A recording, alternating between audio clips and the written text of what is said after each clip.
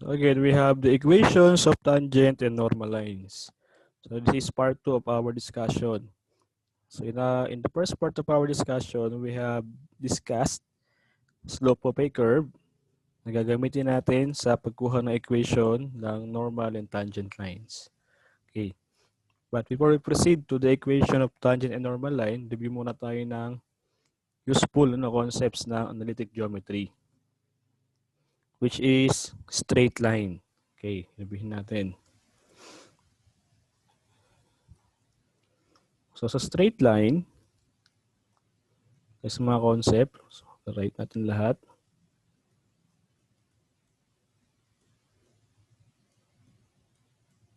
This is straight line. Ang straight line ay may general form or general equation. So, ilagay natin. So this is general form of a straight line.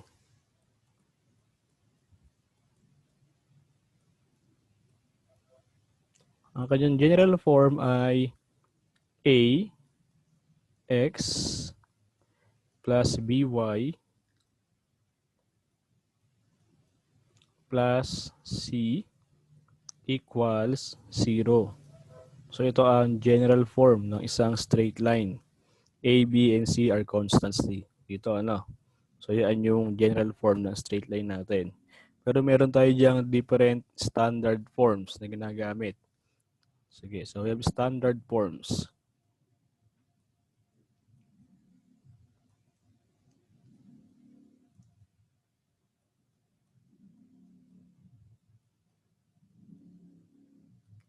Una, meron tayong tinatawag na point at saka slope form. So this is the point slope form. We have point slope. So the form of equation is expressed in terms of point and slope.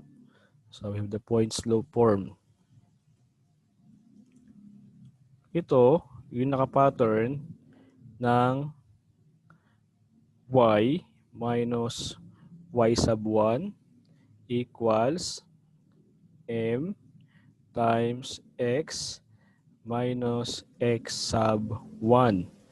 So diyan, meron kang point na x1 saka y1. So yun yung point natin. Saka meron ka diyang given na slope. Okay, so yun na meron. Ano? Kaya nga siya ay point slope form. So given yung x sub 1, y1, saka m na slope. Another one is the slope intercept form. So we have the slope and intercept. So this is a slope intercept form.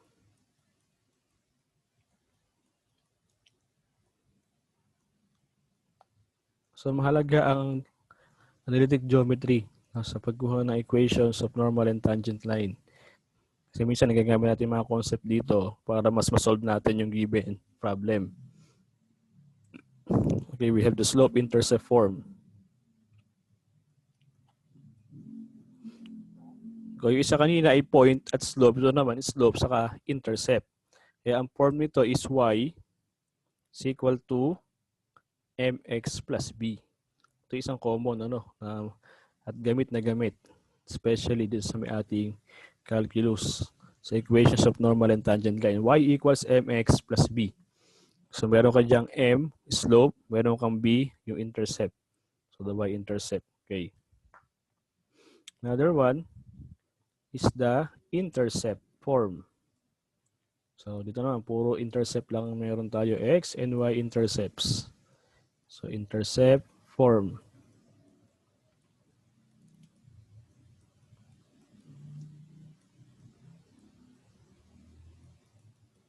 Ito yung x over a, ang ating x-intercept, plus y over b, the y-intercept, which is equal to 1. Meron kang x and y intercepts. Yan ang form ng straight line. Okay. Yung pang apat, So, doon tayo sa 2-point form naman, which is related naman ito sa number 1, point slope form. 2-point form.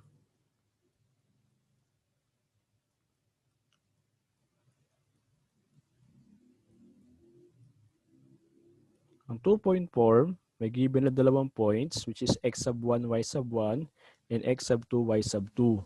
So, paano ginagawa doon? So, 2-point form natin is y minus y1 over x minus x sub 1 equals y sub 2 minus y sub 1 all over x sub 2 minus x sub 1.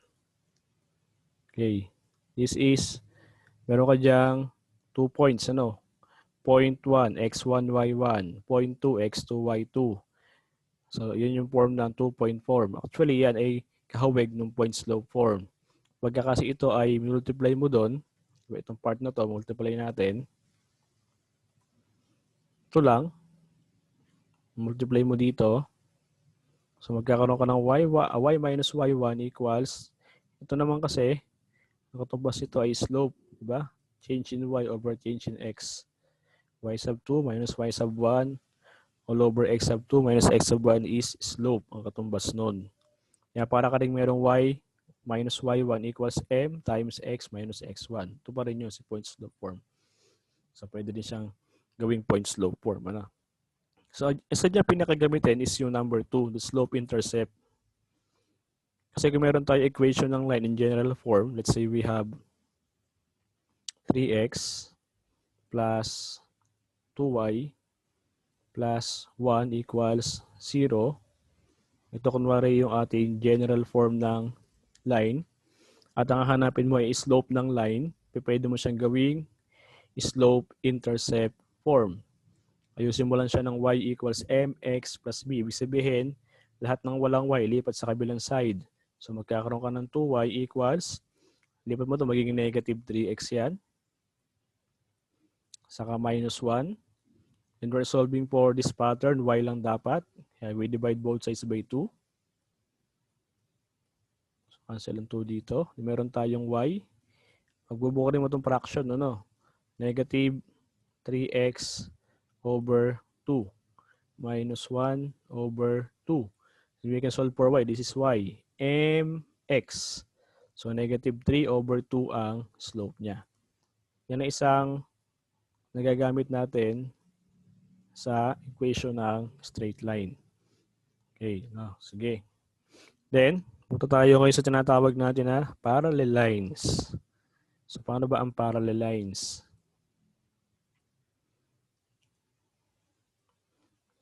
Okay. So, dito pa rin sa geometry, analytic geometry natin. So, meron tayong parallel lines.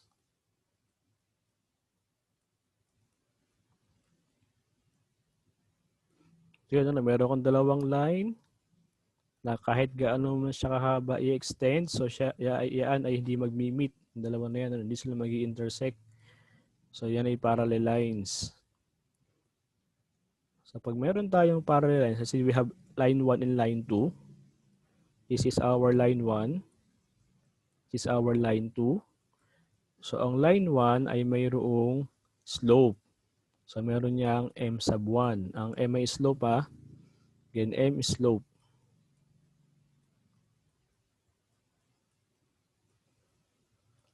Then also, line 2, meron din siyang slope.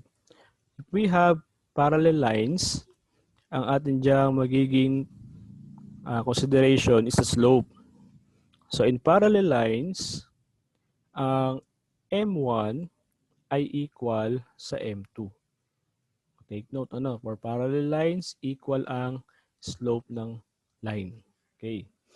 Another one, dun tayo kay perpendicular line. Okay, so ito yung mga mahalagang concept ng analytic geometry sa straight line na dapat nating tandaan para mas madaling mapasolve. Mas madaling masolve ang equations of normal and tangent line.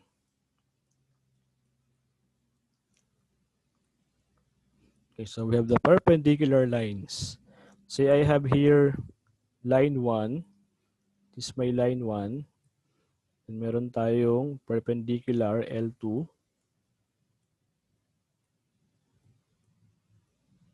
Perpendicular, so sila, ang kanilang degree dito, no, pagitan nila ay 90 degrees. So, yan ay perpendicular line. Okay. Then, our line 1 is its slope. So, meron niyang m sub 1, slope 1 niya. Then, we have line sub 2, meron din siyang slope which is m sub 2. Pag meron tayong perpendicular lines, ang slope nun ay negative reciprocals. Ibig sabihin, ang slope ng line 1 ay equal sa negative 1 over ng slope ng line 2. So, sila ay negative reciprocals, ang slope ng perpendicular lines. So, yan ang mahalagang concepts na dapat nating alam sa straight lines, sa analytic geometry. Okay, parallel lines, ang slope ay equal. Perpendicular lines, ang slope ay negative reciprocals. Okay. And another one, yung useful, pinakagamitin na form ng line is slope-intercept form. Y equals mx plus b. Kasi doon makukuha mo agad yung slope. Pag nagawa mo yung form ng line na y equals mx plus b, makukuha mo agad yung slope coefficient ng x. Basta nakasimplify siya as y equals mx plus b. Okay. Na-proceed tayo ngayon sa equations of normal and tangent lines. I-erase natin lahat. Okay, so we have the equations of tangent and normal lines. Again, from our previous discussion, sabi natin ang slope ng tangent line to the curve at point of tangency is equal to the first derivative or the f prime of h. So meaning we're going to find first the derivative of the function and then palitan natin yung x doon na value ng h. And we can solve for the slope. So meron tayong nakuhang slope. We can now solve for the equation of the tangent line. O tingnan natin balikan natin yung geometry kanina. Dito, meron kang given na point of tangency. Tapos, makukuha mo ngayon itong slope which is your f prime of h. So meron ka diyang point saka slope. So i-apply natin dito yung tinatawag kanina na point slope form. Paano ba yun? Di ba yun yung point slope form sa analytic geometry which is y minus y sub 1 equals m times x minus x sub 1. May given ka na point which is ito yung point mo, y sub 1 and x sub 1. May given na slope m. Kaya point slope form. Okay, dito tayo sa may equation ng tangent line. So, merong point of tangency, meron tayong slope.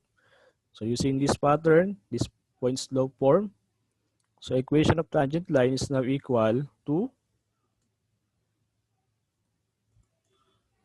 y minus k equals f prime of h times x minus h. Ito yung y minus y1 equals m times x minus x1. Ito yung x1 mo, ito yung y1 natin, ito yung ating m. So y minus k equals f prime of h times x minus h, equation of tangent line. Okay. So if we're going to define the normal line, sabi dyan, it is the line perpendicular to the tangent line at the point of tangency. Okay. So kaya na sinabi ko sa inyo na pagka meron tayong perpendicular lines, ang slope nila ay negative reciprocal. So kung ang slope ng tangent line ay f prime of h, ang slope ngayon ng ating normal line ay negative reciprocal nun. Kaya negative 1 over f prime of h ang slope ng normal line natin. Okay. Then, the equation of normal line will be, meron pa rin tayong same point, hk. Kaso mababago yung slope niya. negative 1 over f prime of h tayo. Sa halip na ito ay f prime of h naman, magiging negative reciprocal lang yan. Kaya ang equation ng normal line natin, y minus k pa din, equals negative 1 over f prime of h times x minus h. Ito pa rin siya, no? Y minus y1 equals m times x minus x1. Ang slope mo sa normal line is negative 1 over f prime of h. Kaya ito, ayun siya, slope. Ang ating pa ring x1 ay h. So ito yon. Ang ating y1 ay k. So y minus k tayo. Okay, so we have the equation of normal and tangent line. But to solve for the slope, ito ay f prime, we're going to differentiate para makuha yung value ng slope ng line. Okay, samples tayo.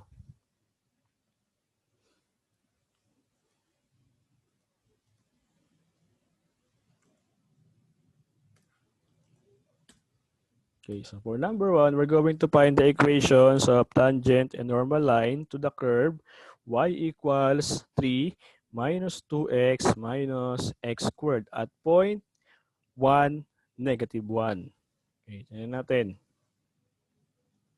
Solve natin. Solution. Okay. So we have the given curve y equals 3 minus 2x minus x squared. Ang unang muna kukuhanin dyan yung slope. So paano ba kinukuha ang slope? Yun ay first derivative. So we're going to differentiate. O differentiate natin.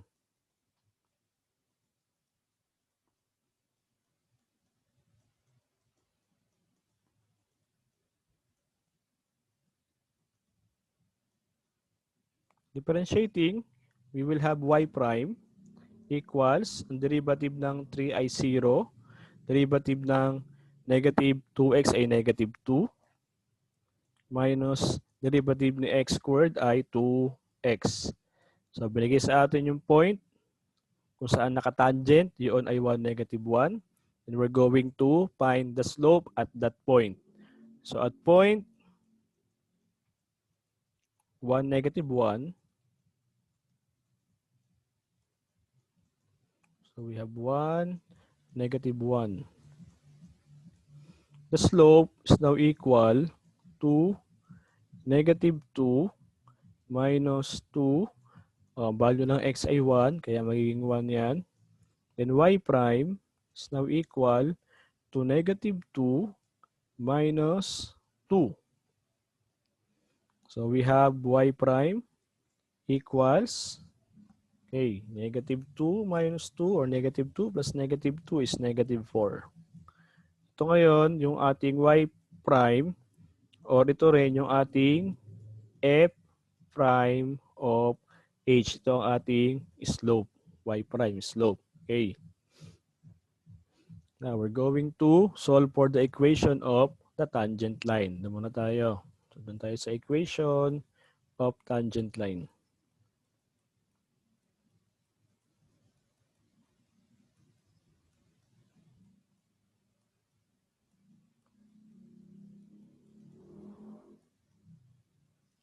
Again, pwede nyo gamitin form dito is ano, pwede kayo mag y minus y1 pa rin. No? Equals m times x minus x1. Alam nyo naman na ang y1, x1, yun yung point. Yung m ang slope. So meron tayong point dito. Ang nakuha natin, ang binigay na point sa atin is yung 1 at negative 1. Then na-solve natin yung slope. Equal yun kay y prime, which is equal to negative 4. Then we can get the equation of the tangent line. Palitan si x1 ng 1, si y1 ng negative 1. Kaya magkakaroon ka ng y minus negative 1 equals m is negative 4 times x minus x1 is 1. Simplify natin. Ito ay magiging negative, negative, so plus. We have y plus 1 equals, multiply si negative 4, so negative 4x. Negative 4 times negative 1 is positive 4, kaya plus 4 tayo. Ayusin natin siya sa gawin nating general form in line. So transpose lahat equals 0 dapat. So magiging positive 4x yun. Positive 4x plus y plus ito 1 minus 4. Nilipat si 4 din. So equals 0. Or 4x plus y minus 3 is equal to 0. So ito ang equation ng tangent line in general form. Okay. Then, dun tayo sa equation of normal line. Yan ang isang pinapahanap sa atin. So we have equation of normal line.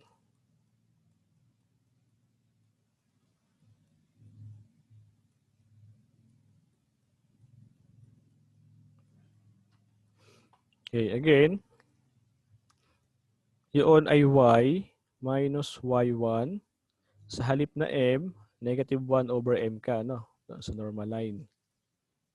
X minus x1. Ito yung kanina, no?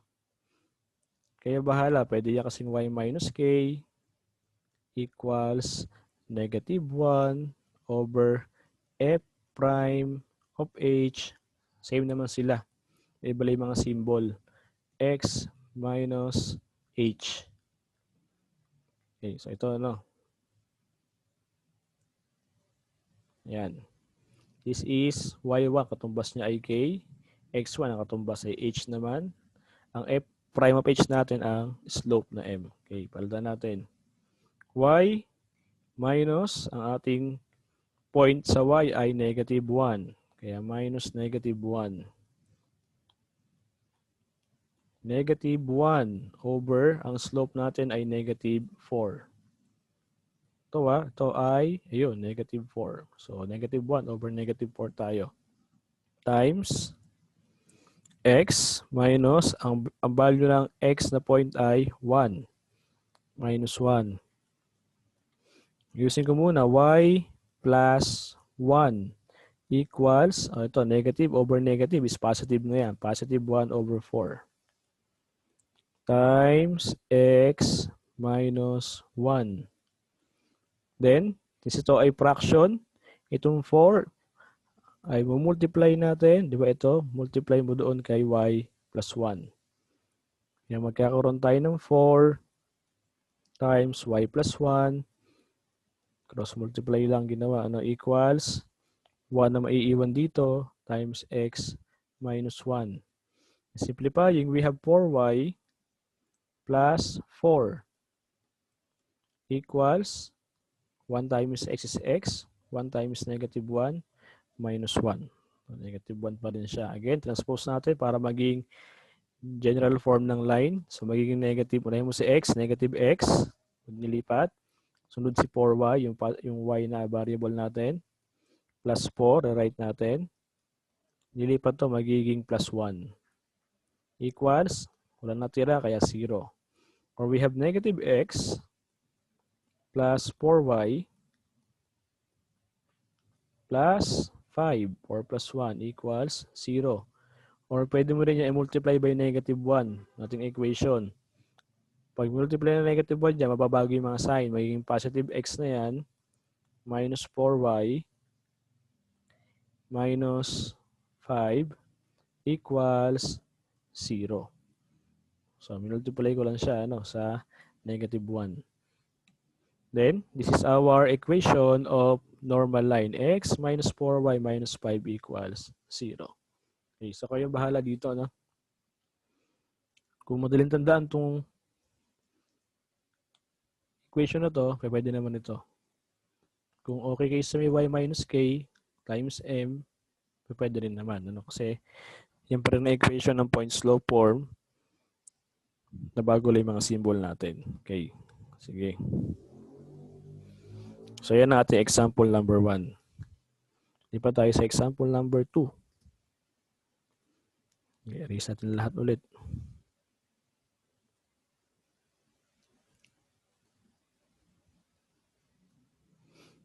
So for number 2, again, we're going to find the equation of the normal and the tangent line. So the curve, okay, x over a plus a over x. So the point, 1 half a, 5 over 2. Okay, so puro fraction. Solve natin.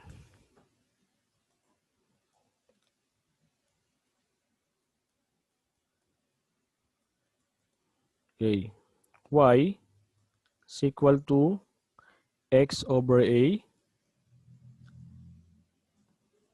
plus a over x. Then, we're going to, again, differentiate. Yung lagi simula, no, slope muna. Kukunin natin ang slope. Okay. Differentiate tayo. Nakita nyo, fraction, x over a over x. So, medyo magkaiba, no?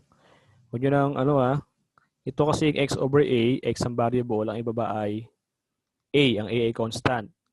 Sinabi ko dati sa may, sa may implicit, no? Na pagka meron kang variables na x and y, yung ibang letter ngayon doon ay constant na. Kaya yung a ay constant. So yung x over a, para yung merong para ka merong kunwari x over 2. Pwede mo siyang gawing 1 half. 1 half ng x. Kaya pag derivative mo yan, naging fractional coefficient ng x. Diba? Pag meron kang 2x, ang kanyang derivative ay 2. Kung meron kang 1 half x, ang derivative noon, 1 half. So itong x over a ay pwede natin gawing 1 over a times x. Ang pinaka-coefficient ngayon ng x mo ay 1 over a. Ang 1 over a ay constant. So ang derivative ng 1 over a x or x over a, yung kanyang pinaka-coefficient, 1 over a. Yun ang kanyang derivative. Okay. Erase ko lang.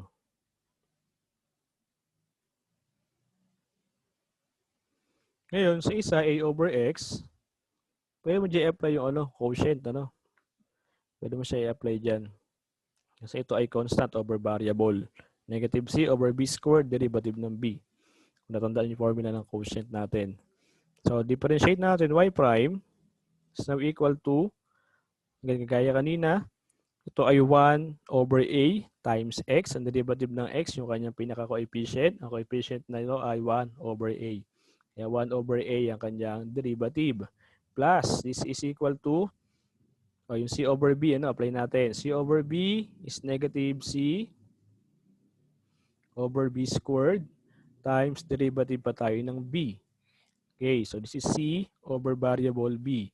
Kaya plus negative a over b squared, so x squared, derivative ng b, ang derivative ng x ay 1. Ito, c over b, derivative ng b, 1. Negative c over b squared. Kaya meron tayong over a squared. So simplifying y prime is now equal to 1 over a. Magiging minus, diba? Positive at negative. A over x squared. Ito yung pinaka-equation ng y prime. May binigay sa ating point. Apply natin. So at point,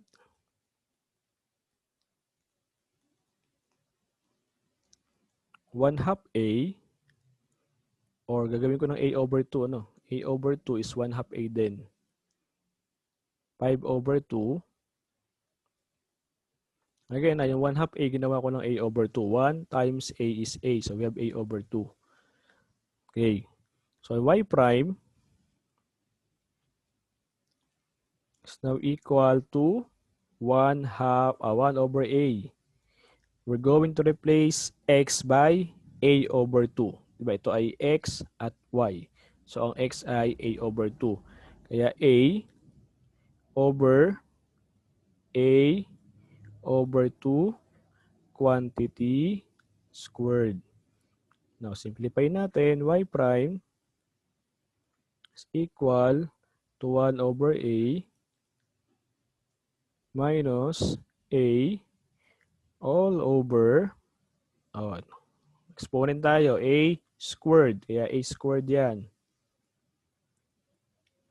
over, lakayan ko lang ito isa, ano, ito pinaka all over. 2 squared is 4. So we have a all over a squared over 4. Sige, usin natin pa. Y prime is now equal to 1 over a minus, okay, this is 4a over a squared. Yun. Oh, baka mali to ha. Ito ang ating numerator a. Ang ating denominator ay a squared over 4. Ito kayo ay parang a over 1. Kaya a tayo times 4, 1 times a squared. So meron tayong 4a over a squared. Okay. Then simplify pa natin. Makakancel ito. Ito magiging 1 na lang kasi common yung a. Kaya y prime is now equal to 1 over a minus 4 sa ating numerator over a. So magkamukha ng denominator a. Kasamahin mo lang taas. 1 minus 4 all over a na sila. Then y prime is now equal to 1 minus 4 is negative 3. Negative 3 over a. Ang slope at point 1 half a 5 over 2. So yun yung slope. Okay, doon tayo ngayon sa equation ng tangent line. Okay. So we have tangent line.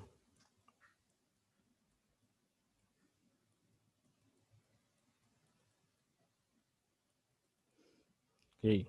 Again, form natin na y minus k equals f prime of h times x minus h. O sabi ko nga, pwede nyo pa rin gamitin itong isa. Kayo bahala. Y minus y1, same naman yan, equals m times x minus x1. M is the slope. Same with our f prime of h. So yun yung ating nakuhang slope using differentiation. Okay. Then, equation of tangent line will become y minus, ano ating mga point? Ito ang point natin. Ito yung h, ito yung k, or ito si x1, ito si y1. Okay. So, y minus k, ang k mo ay 5 over 2, kaya minus 5 over 2 equals, ang nakuhang slope ay ito, negative 3. Negative 3 over a times x minus, ang ating x1, ito, 1 half a, or a over 2 na, nagamitin natin. A over 2. Ganun na ginamit ko, a over 2, no, instead of using 1 half a. Then, tayo ay magko-cross multiply. Multiply si a doon sa kabila. Kaya a times y minus 5 over 2 equals, may iwan lang negative 3 times x minus a over 2. Okay. Multiply si a. So we have ay minus 5a over 2. A times y, a times 5. So we have 5a over 2. Equals, multiply si negative 3. So negative 3x. Negative 3 times negative a is positive. Kaya plus 3a over 2. Then again, gawin natin sa general form. Lipat lahat sa ating left side para 0 yung ating right side. So maglipat muna yung x. Unahin ng x. So magiging positive 3x yan. So meron tayong positive 3x. Ito ay positive kaya plus ay minus 5a over 2. Lipat to magiging negative. Minus 3a over 2 equal ngayon sa 0. Okay, using ko lang. 3a. So may magkamukha pa, ano? Ito yung a. 5a, 3a. Pwede pa yung i-combine. Samahin natin. So magiging 3x. Okay, angat ko lang. Magkakaroon tayo ng 3x plus ay. Ito, negative 5 plus negative 3 is negative 8. So, negative 8a. Pareha sila naka-over sa 2. For-example lang natin, equals 0. Or, we have 3x plus ay. 8 over 2 is 4. Negative 4a equals 0. So, ngayon yung ating equation of tangent line. Pinag-add nyo lang ito, yung taas. Naka-over 2 yan eh. Negative 5a. Negative 3a. So, negative 5a plus negative 3a is negative 8a over 2. So, yun. Negative 8 over 2 is negative 4. Okay, so, ito yung equation of our tangent line. So, proceed tayo kay normal line. Kuhanin natin.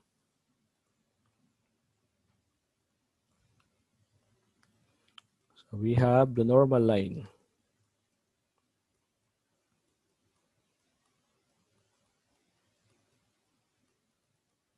Okay.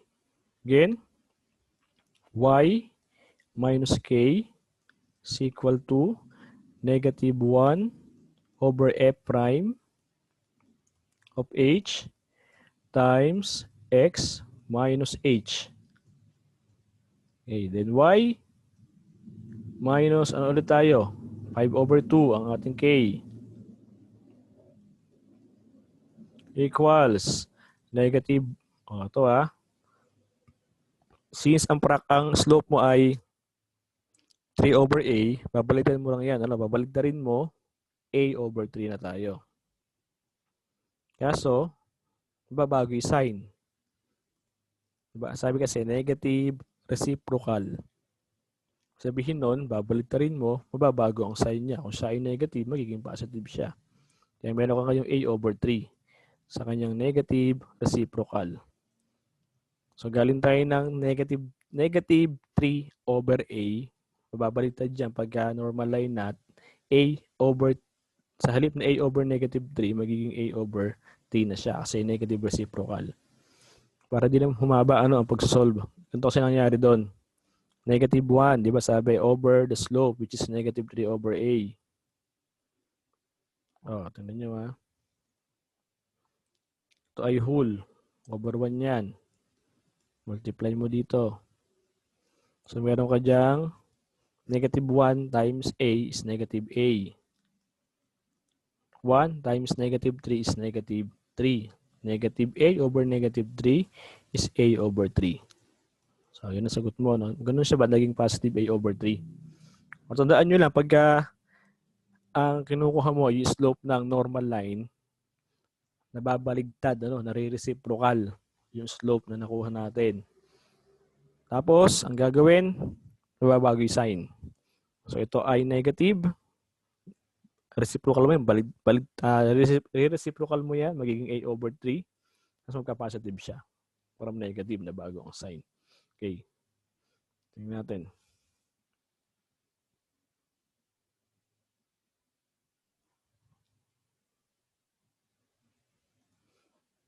Then, a over 3 na ang ating slope dito. X minus HIA over 2. Okay. Again, cross multiply tayo ng 3 dito. Kaya 3 times y minus 5 over 2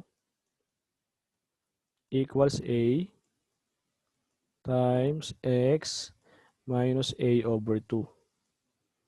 So, multiply yan si 3 saka si a. Ito ay 3. 3y minus 3 times 5 is 15. So, 15 over 2 equals ax minus a squared over 2. Ngayon, para mas dumali yan, At since hindi naman natin makukombine yung a squared saka yung 15. Para mawala yung fraction, pwede mo siya i-multiply by 2 lahat. At namin sa dulo, no? Ayusin muna natin. Lipat mo yung x saka yung a squared sa kabilang side. So magkakaroon tayo ng negative ax plus 3y. Rewrite ito, minus 15 over 2 plus, ilipat ito, ano, negative a squared over 2, magiging plus yan. So plus a squared over 2 is now equal to 0. So lang natira. Okay. Since itong 15 at a squared ay hindi naman pwedeng pag-isahin, so mas madali ito, pag ang gagawin natin, aalisin natin yung 2. Paano matanggal yung 2 na yan? Multiply natin yung buong equation by 2. So 2 sa ax, 2 sa 3y, 2 sa 15 over 2, 2 sa a squared over 2, at 2 sa 0. When multiplied by 2, it will become negative 2ax. 2 times 3y is 6y. So 2 times 15 over 2, magkakancel yung 2, kaya meron kang 15. Plus 2 times a squared over 2, cancel ang 2 ulit. So we have a squared na lang equals 0. So pwede na to, negative 2ax plus 6y minus 15 plus a squared equals 0. Or pag multiply mo ng negative 1 yung buong equation natin, mababago ang sign. Pwede rin 2ax minus 6y plus 15 minus a squared. So equals 0. So pwede rin ito, ano? Alin sa dalawa? So yan ang ating final answer. Okay. So yan, ano, ang equation of normal and tangent line. So magkaroon tayo ng isa pa example last. Medyo baguhin natin. Okay.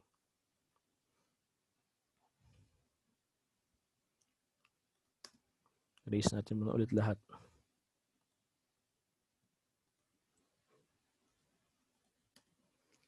So number 3, we're going to find again the equations of the tangent and normal lines. So the curve y equals 3 minus 2x minus 2x squared, where the tangent line is parallel to the line 10x plus y minus 3 equals 0.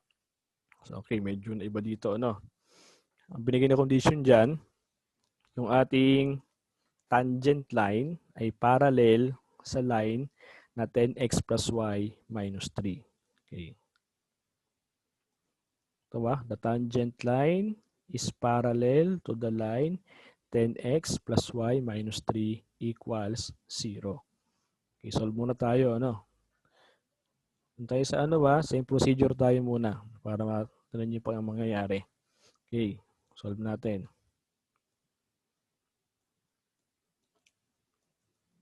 So again, we have a curve y equals 3 minus 2x minus x squared.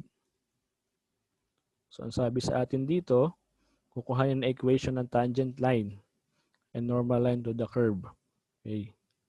Wherein your tangent line is parallel to this given line. So ang hindi binigay dyan yung point of tangency. So yun ang isang kailangan natin hanapin. Kaya lang magsimula tayo. Paano ba kinukuha ang slope? Slope muna, ano? So magdi-differentiate tayo. Okay. Ito lagi simula, differentiate.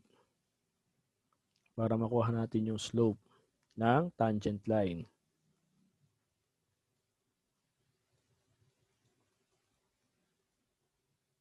Okay. So we have y prime sa our derivative equals, derivative ng 3 ay 0. So wala na yan. Derivative ng negative 2x, negative 2. Derivative of x squared, 2x. Ayan, negative 2. Ano pala tayo? 2x squared, ano? Okay, usin natin. Ang given pala ay negative 2x squared. Okay, so differentiating 2x squared, yun ay 2 times 2, kaya meron tayong 4. X raised to 2 minus 1 or x raised to 1 na lang tayo.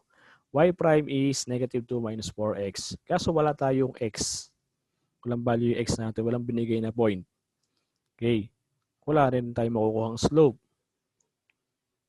So ano pa ang given sa ating problem? Yung parallel line. Yung tangent line mo ay nakaparallel sa line na 10x plus y minus 3.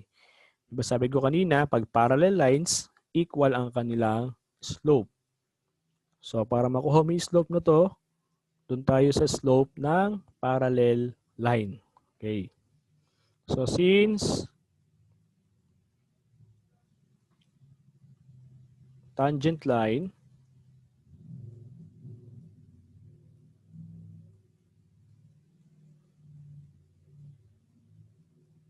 is parallel, okay, parallel to 10x plus y minus 3 equals 0. So meaning their slopes are equal. Okay, na condition, ano? Ang tangent line ay parallel sa isa pang line. So ibig sabihin na kanilang slope ay equal. So given yung equation ng line, makukuha natin yung slope nun. Diba sabi ko sa umpisa, nung nireview natin geometry, meron tinatawag na point slope form. So ang given dyan ay general form ng line. Pwede mo siyang gawing point slope form para makuha natin yung slope ng line na yan. Okay, kunin natin yung slope. So from 10x plus y minus 3 equals 0. So gagawin natin yung point slope form. Hindi pala ano. Gawin natin siya yung slope intercept. Sorry, ano. Point slope. Gagawin natin siyang slope intercept. Slope intercept form.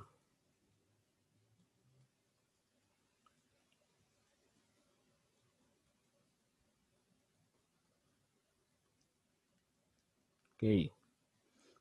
Ito yung form na y is equal to mx plus b. Slope and intercept. Okay. So from 10x plus y minus 3 equals 0, kailangan y lang yung left side, lilipat lahat ng variables mo or constant. Lilipat mo yung 10x saka yung 3. Alisin natin. That's why we will have y equals, so lipat si 10x, magiging negative 10x. Lipat si negative 3, magiging plus 3 tayo. So ayan, nakaayos na kagad siya. Y, ang left side mo, y lang. Tapos, x plus b na yan. So ito yun, ano? This is m x plus b. Kaya ang slope mo ngayon dito ay equal kay negative 10. Wherein, yan ay equal din kay y prime kasi yan ang slope natin. Okay, so meron na tayong value ng y prime. Then, y prime is equal to negative 2 minus 4x. Na-solve natin si y prime, which is equal to negative 10. So, negative 10 is now equal to negative 2 minus 4x. To solve for x, transpose si negative 2. So, we will have negative 10 plus 2 equals negative 4x. Or we will have, using ko lang, ano, this is, ay, may erase. Transpose, kaya plus positive 2. Negative 10 plus 2 is negative 8. So we have negative 8 minus negative equals negative 4x. We divide both sides by negative 4 to solve for x. Kaya ang value ng x ngayon is negative 8 over negative 4. We have positive 2. Sabihin, yan yung point of, yan ang ating point of tangency. So, dyan nakatangent sa point na x ay 2. Kaya lang ano ang kanyang partner? Kung na natin partner niyan. So, if x is 2, ano yung y? Y Paano kunin yung y? Given yung equation ng y equals 3 minus 2x minus 2x squared. So y equals 3 minus 2x minus 2x squared. And y is now equal to 3. Replace x by 2. 2 times 2 minus 2 times 2 squared. Okay. Kunto. Then simplifying y is now equal to 3 minus 4 minus 2 times 2 squared. 2 times 4. So we have 8. Kaya ang y ay equal ngayon sa, this is negative 12 plus 3, we have negative 9. Kaya meron tayong point of tangency na equal sa 2, negative 9. So this is our point of tangency. So diyan nakatangent yung tangent line sa point na yan. Sa nakasalat. Okay. Doon tayo ngayon sa equation ng tangent line. So we have tangent line.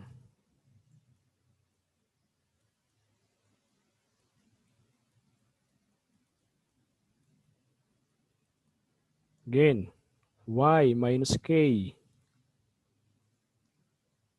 equals, we have the slope f prime of h times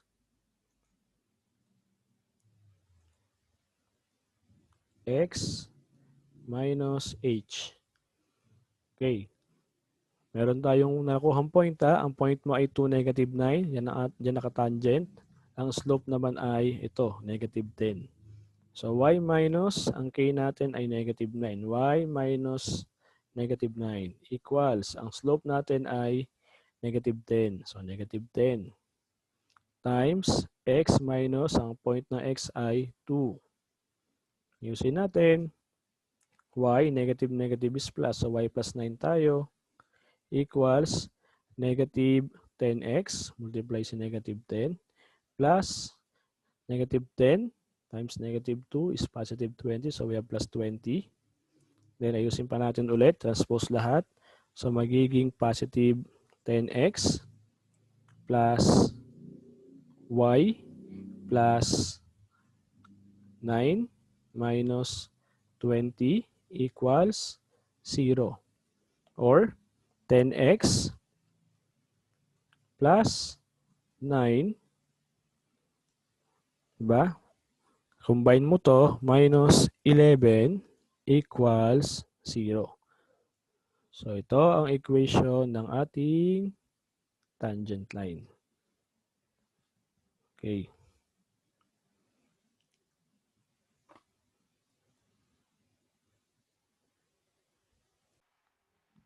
Okay, doon tayo kay normal line. So for normal line, siguro kayo na mag-solve ng normal line. I will give the answer for normal line. So ang normal line, pag solve natin, magiging sagot dito is x minus 10y minus 92 equals 0. Okay, so ito ang ating magiging normal line. Try nyo i-solve na lang, ano? X minus 10y minus 92 equals 0 when solving for the normal line. So, ayan siya, no? Again, tandaan yung properties ng geometry dito, no? Gamit na gamit. Kagaya niya, walang binigay niya na point of tangency. Hindi binigay yung point. Pero nagbigay na condition, tangent line mo ay parallel sa isang line. So, ibig sabihin, pag sila ay parallel, equal ang slopes nila. So, given yung equation ng line, pwede mo siyang gawing slope-intercept form para makuha mo yung slope niya. Gagawin mo y equals mx plus b. Ayun, nakuha natin yung slope na negative 10. So, itong line na yan ay nakaparallel sa tangent line. Yan din ang slope ng tangent line natin. Kaya yung y prime mo equal din sa negative 10. Pag may slope ka na, makukuha mo na yung value ng x, yung x ang point natin. So, nakuha yung x, lalagay mo yan sa equation ng y, ito equation ng y natin, para makuha mo yung partner niya na y. So, meron ka ng point of tangency, ito yung ating hk, and we can solve for the equation of the tangent line using this equation. Then, using the equation y minus k equals negative 1 over f prime of h times x minus h, we can solve for the equation of the normal line. Okay, so ganyan ang equations of normal and tangent line. Isa sa pinakagamit talaga dyan is the analytic geometry. Okay, especially yung ating straight lines. At ang isang common nga dyan is slope-intercept form.